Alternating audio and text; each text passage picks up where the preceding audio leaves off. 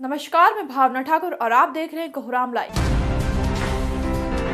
राजधानी रांची के एक जेवर दुकान गोल्ड प्लाजा में दिन दहाड़े 3 हथियारबंद अपराधी घुस गए। दुकान के मालिक दीपेश शर्मा पर हथियार भिड़ा दिया। दीपेश ने हिम्मत दिखाई और तीनों बदमाशों से भिड़ गए। दुकान के स्टाफ भी उन लुटेरों से भिड़ गए। हो हल्ला सुन आसपास के लोग भी वहां जुटने लगे। लोगों को जुटता देख तीनों अपराधी वहां से भाग निकले। वे अपने साथ कुछ जेवरात ले जाने में कामयाब रहे। हालांकि उनका एक पिस्टल मौके पर ही गिर गया। वहीं पकड़े जाने के डर से जल्दबाजी में अपनी बाइक भी वहीं छोड़ गए। वारदात की फैली खबर के बाद हटिया डीएसपी प्रमोद मिश्रा और पुंदाग थानेदार अपनी टीम के साथ स्पॉट पर पहुंचे और वहां तफ्तीश शुरू की। वहां लगे सीसीटीवी फुटेज को खंगाला वारदात रांची के पुंदाग ओपी क्षेत्र के डीपा टोली की है।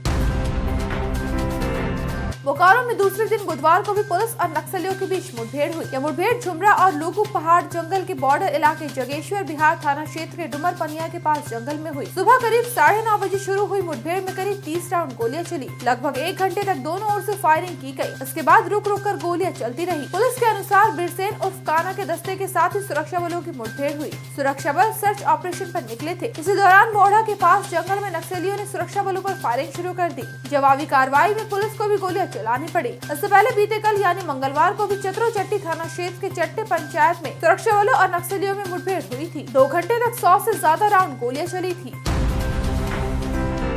झारखंड के जेलों में संविदा के आधार पर कक्षपालों की नियुक्ति की जाएगी। इस संबंध में जेल आईजी सुदर्शन मंडल ने आदेश जारी किया है। जारी आदेश के अनुसार 150 भूतपूर्व सैनिकों को 1 साल के कॉन्ट्रैक्ट पर नियुक्त किया जाएगा। जरूरत के अनुसार इस कॉन्ट्रैक्ट को बढ़ाया भी जा सकता है। कॉन्ट्रैक्ट पर नियुक्त किए गए भूतपूर्व सैनिकों को हर महीने 20,000 रूपए तक का वेतन मिलेगा। हर साल सेवा अवधि के विस्तार होने पर मानदेय में 8% की बढ़ोतरी की जाएगी। इन कर्मियों को 1 साल में सिर्फ 20 दिन का ही क्षतिपूर्ति अवकाश मिलेगा। ड्यूटी के दौरान जान गंवाने पर राज्य के पुलिस कर्मियों को जो राशि मिलती है वही राशि इन कर्मियों के परिजनों को दी जाएगी।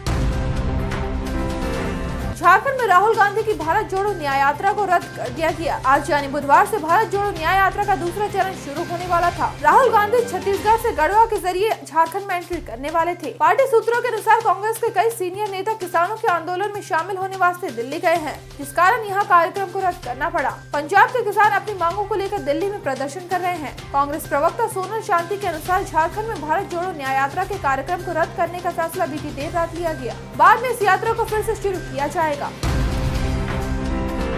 विवाहिता करिश्मा देवी की डेड बॉडी उसके कमरे में ही फंदे पर लटकी हालत में मिली। डेड बॉडी मिलने की फैली खबर के बाद इलाके में सनसनी फैल गई। सूचना पुलिस को दी गई। मौके पर पहुंचे बुंडू के डीएसपी रति भान सिंह और थानेदार ने डेड बॉडी को कब्जे में कर पोस्टमार्टम के लिए भेज दिया। डीएसपी के अनुसार करीब 30 साल की करिश्मा देवी के मायके वालों ने पति पर उसे मारकर लटकाने का इल्जाम लगाया है। उनका कहना है कि पति पत्नी के बीच अक्सर लड़ाई झगड़ा होते रहता था। करिश्मा परेशान होकर मायके आ गई थी। कुछ दिन पहले ही ससुराल वापस लौटी थी। वहीं पुलिस को पोस्टमार्टम रिपोर्ट का इंतजार है। ये सुसाइड है या कुछ और, यह राज रिपोर्ट आने के बाद ही खुलेगा। घटना रांची के बुंडू थाना क्षेत्र के एदल हाथू गाँव की है।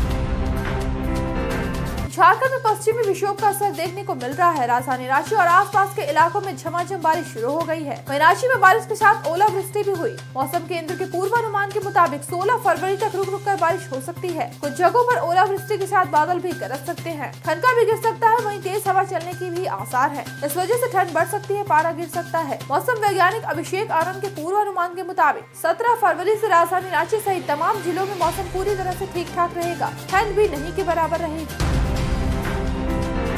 दुबई में पहले मंदिर का पीएम नरेंद्र मोदी ने उद्घाटन किया। यह मंदिर अबू धाबी में अल वाकवा नाम की जगह पर 20,000 वर्ग मीटर की जमीन पर बनाया गया है। मंदिर को बोचासन वासी श्री अक्षर पुरुषोत्तम स्वामी नारायण संस्था यानी BAPS ने बनाया है। मंदिर में संतों के साथ पीएम मोदी ने पूजा अर्चना की। साल 2015 में UAE सरकार ने उस वक्त मंदिर बनाने का ऐलान किया था जब पीएम मोदी 2 दिवसीय दौरे पर वहाँ गए थे। UAE में तकरीबन 26 लाख भारतीय रहते हैं, जो वहाँ की आबादी के 30% के करीब है। ऐसे ही दिन भर की बड़ी खबरों के लिए जुड़े रहिए कोहराम लाइव.com के साथ।